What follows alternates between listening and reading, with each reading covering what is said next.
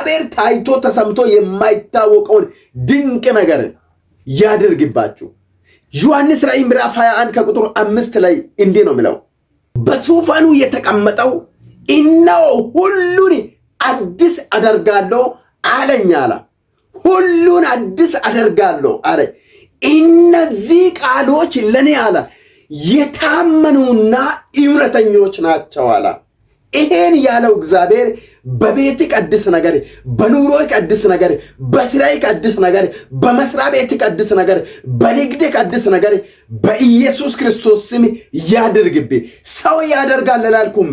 እግዚአብሔር አምላክ በሕይወትክ፣ በቤትክ፣ በኑሮክ፣ በመውጣት መግባትክ በኢየሱስ ክርስቶስ ስም አዲስ ነገር ያድርግብህ። እግዚአብሔር ጉብኝት ይዞ ወደ አንተ ቤት፣ ጉብኝት ይዞ ወደ መስሪያ ቤት፣ ጉብኝት ይዞ ወደ ስራይ፣ ጉብኝት ይዞ ወደ መንገድክ በኢየሱስ ክርስቶስ ስም ይውጣ። በናዝሬቱ በኢየሱስ ክርስቶስ ስም ይሁንብህ። በኢየሱስ ስም